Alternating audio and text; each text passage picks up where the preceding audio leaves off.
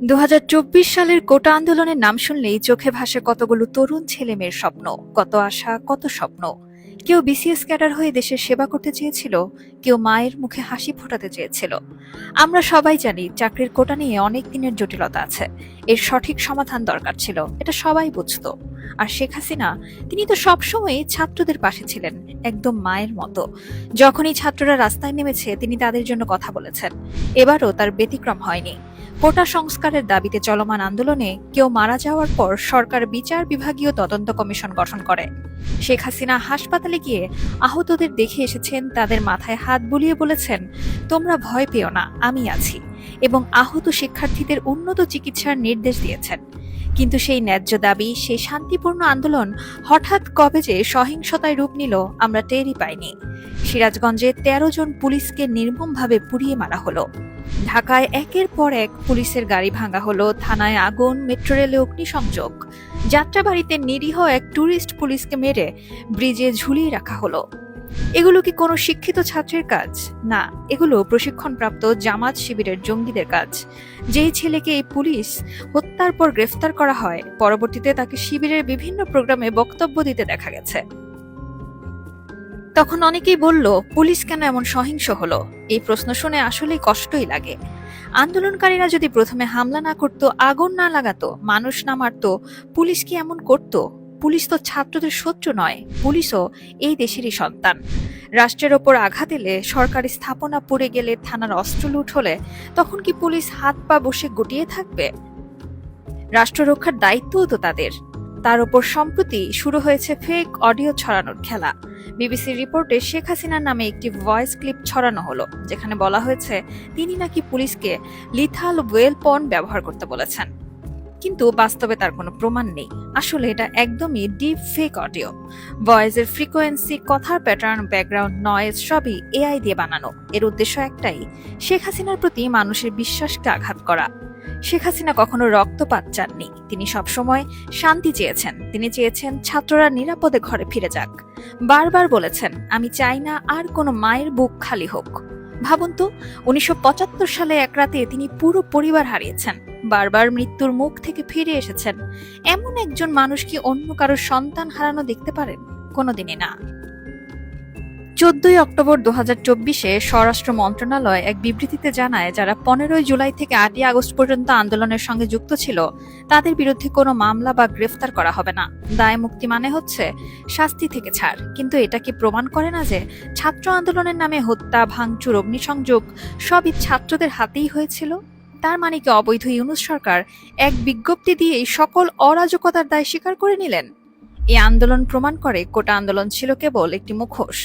আসল উদ্দেশ্য ছিল বিশৃঙ্খলা তৈরি করা, সরকারের ভিত নড়বড়ে করা, দেশের অগ্রযাত্রা থামিয়ে দেয়া।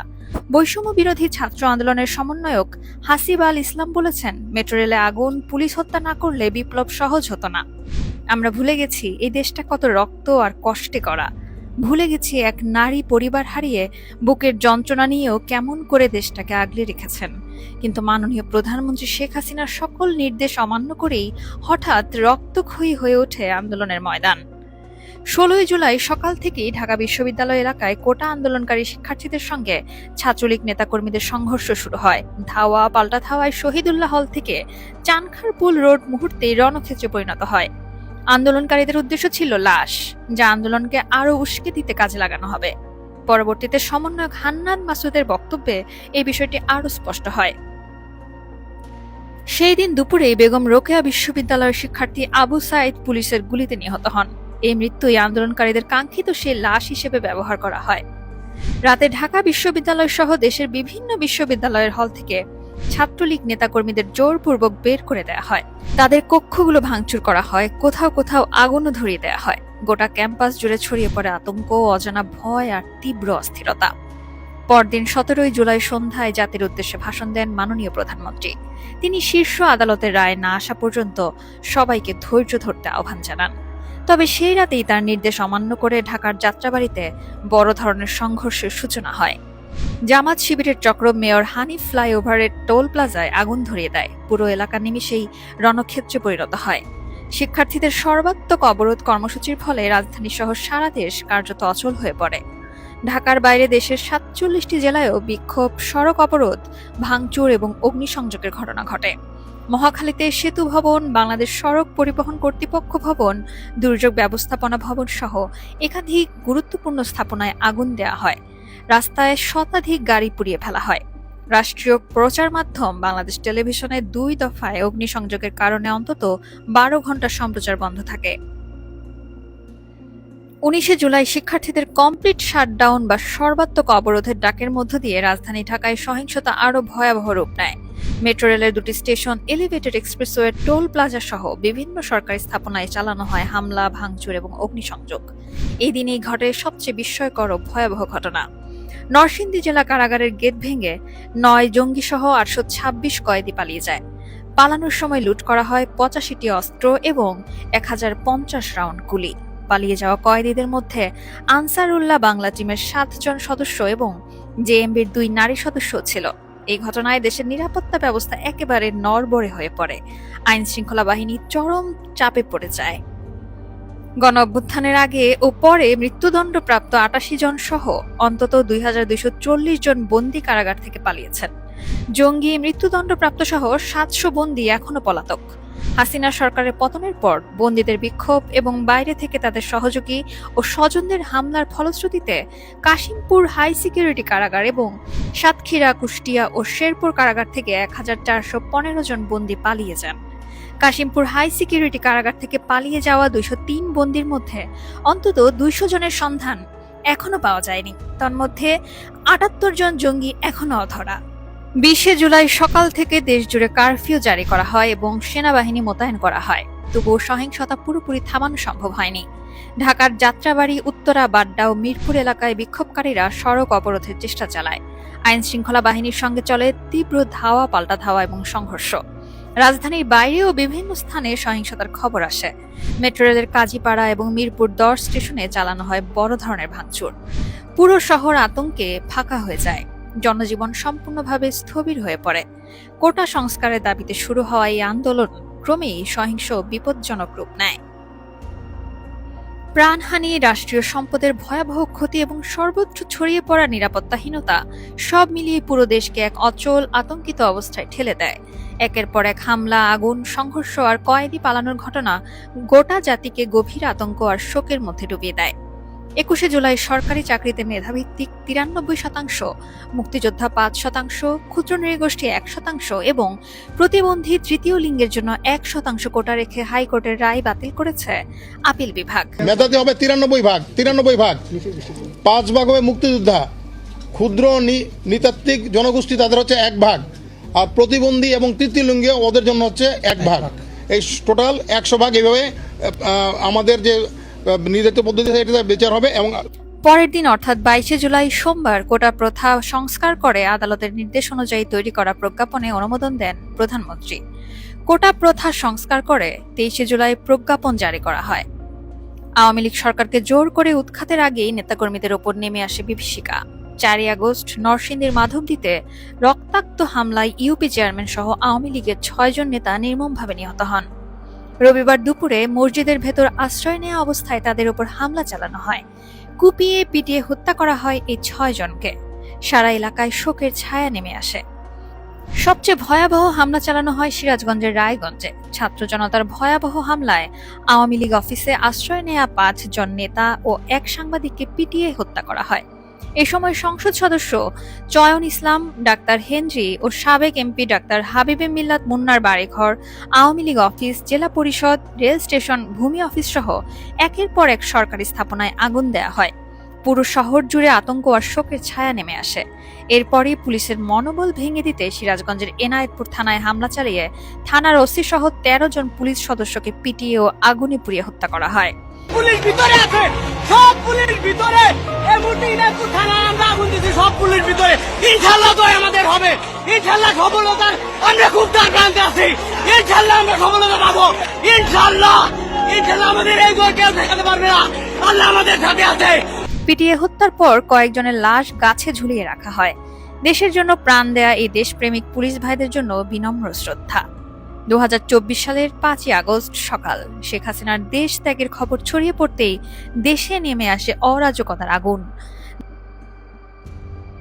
যাত্রাবাড়ি থানায় আটক কয়েকজন পুলিশ সদস্যকে গণপিটুনি দিয়ে নির্মমভাবে হত্যা করা হয়। একই সাথে পুলিশ, র্যাব, বিজিবি ও আনসারের ৩১৩টি স্থাপনায় হামলা, ৩০০রও বেশি গাড়ি ভাঙচুর ও অগ্নিসংযোগ করা হয়। পুড়িয়ে ফেলা হয় ২৮টি থানা এবং অসংখ্য পুলিশ ফাঁড়ি। পুরো দেশে ছড়িয়ে পড়ে ভয়, আতঙ্ক আর শোকের নিঃশ্বাস। ৫ই আগস্ট দুপুর গড়াতেই যেন বদলে যেতে শুরু করে এই দেশের বাতাস। হঠাৎ করেই সর্বত্র ছড়িয়ে পড়ে আতঙ্ক আর বিভীষিকা। বাংলাদেশ বিরোধী এক উগ্র চক্র যেন একযোগে ঝাঁপিয়ে পড়ে মুক্তিযুদ্ধের পক্ষের প্রতিটি প্রতীক, প্রতিটি মানুষ, প্রতিটি স্মৃতির ওপর। তাদের চোখে যাই পড়েছে তাই ধ্বংস করে দিয়েছে তারা। প্রথম আঘাতটা আসে ধানমন্ডির ৩২ নম্বরে, যেখানে বাস করতেন জাতির পিতা বঙ্গবন্ধু শেখ মুজিবুর রহমান। সেই স্মৃতি জাদুঘরে আগুন লাগিয়ে দেয় সন্ত্রাসীরা, যেন মুছে দিতে চায় ইতিহাসের পাতায় লেখা সাহসের গল্প। একই দিনে আগুন জ্বলে ওঠে ধানমন্ডির ৩ শেখ হাসিনার রাজনৈতিক কার্যালয়ে। সেই আগুন ছড়িয়ে পড়ে ঢাকা জেলা আওয়ামী লীগের কার্যালয়, বঙ্গবন্ধু এভিনিউয়ের কেন্দ্রীয় কার্যালয়েও। বিকেল ৩:৩০টার দিকে হামলা হয় স্বরাষ্ট্রমন্ত্রী আসাদুজ্জামান খান কামালের বাড়িতেও। ভেঙে ফেলা হয় রাজধানীর বিজয় সরণিতে বঙ্গবন্ধুর ভাস্কর্যটিও। একটির পর একটি জায়গা যেন পরিণত হয় ধ্বংসের মিছিলে। চুয়াডাঙ্গায় যুবলীগ নেতা আরেফিন আলমের বাড়িতে আগুন দিয়ে পুড়িয়ে মারা হয় ৪ জন মানুষকে। মাদারীপুরের সংসদ সদস্য শাহজাহান খান এবং ঢাকায় আফম ও বাহাউদ্দিন নাসিমের বাসভবনে হামলা, ভাঙচুর, অগ্নিসংযোগ সবই চলে একই সন্ত্রাসী কার্যক্রমের অংশ হিসেবে। সাতক্ষীরায় গলা কেটে হত্যা করা হয় আওয়ামী লীগ নেতা জাকির হোসেন সহ আরও ৩ জনকে। চাঁদপুরে চেয়ারম্যান সেলিম খান এবং তার ছেলে অভিনেতা শান্ত খান নির্মমভাবে পিটিয়ে হত্যা করা হয় প্রকাশ্য দিবালোকে। ঝিনাইদহে উপজেলা আওয়ামী লীগের সাধারণ সম্পাদক শহীদুল ইসলাম হিরণকে পিটিয়ে হত্যা করা হয়। তার পাশে থাকা গাড়ি চালক আক্তার মিয়াকেও কুপিয়ে হত্যা করা হয় নৃশংসভাবে। স্থানীয় বিএনপি জামাত সন্ত্রাসীদের দেয়া আগুনে যশোরে ৫ তারকা হোটেল জাবির ইন্টারন্যাশনালে আগুনে পুড়ে ছাই হয়ে যায় ২৪ জন। তাদের মধ্যে ছিলেন এক ইন্দোনেশিয়ান নাগরিকও। এই ভয়াবহ ঘটনায় আরও অন্তত ২০ জন দগ্ধ হয়ে জীবন মৃত্যুর সন্ধিক্ষণে পৌঁছান। অবিশ্বাস্য হলেও সত্য, ওই হোটেল লুটতে গিয়েই যারা আগুনে পুড়ে মারা গেছে সেই ১৯ জনের নাম উঠেছে জুলাই শহীদদের তালিকায়। এ যেন সন্ত্রাসের প্রতি এক বিভৎস শ্রদ্ধা। যশোর শহরের কাজীপাড়া এলাকায় শাহিন চাকলাদারের বাসভবন, কাজী নাবিল আহমেদের বাড়ি, জেলা আওয়ামী লীগ কার্যালয়, এমনকি শেখ রাসেলের ভাস্কর্য কোনোটাই বাদ যায়নি। এসব হামলা ছিল পরিকল্পিত। একে একে দেশের প্রতিটি প্রান্তে ছড়িয়ে পড়ে এই আগুন। গত ৫ই ফেব্রুয়ারি সামাজিক মাধ্যমে প্রধানমন্ত্রী শেখ হাসিনার এক বক্তব্যকে ইস্যু বানিয়ে আরও এক দফা সহিংসতা ছড়ায় এই চক্রটি। অন্তত ৩৫টি জেলায় আওয়ামী লীগের সাবেক মন্ত্রী, এমপি, নেতাদের বাড়িঘরে হামলা, ভাঙচুর, অগ্নিসংযোগ চলে। ধানমন্ডির ৩২ নম্বর, সুধা সদন সবই ছিল তাদের টার্গেট। শেখ সেলিমের বাড়ি, আব্দুল হামিদের কিশোরগঞ্জের বাড়ি, তোফায়েল আহমেদের বাড়ি, ওবায়দুল কাদেরের নোয়াখালীর বাড়ি, সাদিক আবদুল্লার বরিশালের বাড়ি, আমির হোসেন আমুর বাড়ি, কুমিল্লায় বাহাউদ্দিন বাহার, নারায়ণগঞ্জে শামীম ওসমান, টঙ্গীতে জাহিদ আহসান রাসেল, সবখানেই হামলা করে বিএনপি জামায়াতের সন্ত্রাসী বাহিনী।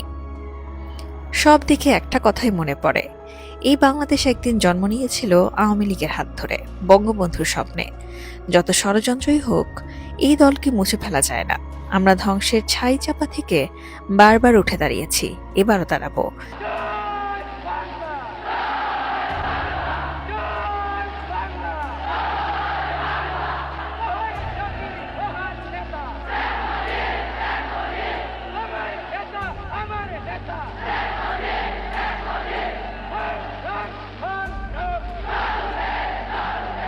কারণ এই দেশ যতদিন থাকবে, আওয়ামী লীগও থাকবে।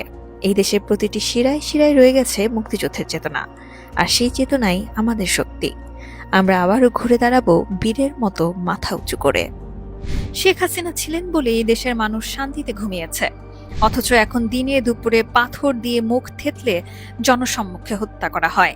আজও গ্রামের মা চোখ মুছে বলে, আল্লাহ আমাদের হাসিনারে হেফাজত করো। তাই বলতেই হয়, ষড়যন্ত্রের আগুন নিভে যাবে, কিন্তু সত্যের আলো জ্বলবেই। যারা আগুন, সন্ত্রাস আর ফেক অডিও দিয়ে ইতিহাস পাল্টাতে চায় তারা ভুলে গেছে এই দেশের মানুষ শেখ হাসিনাকে হৃদয়ে ধারণ করে।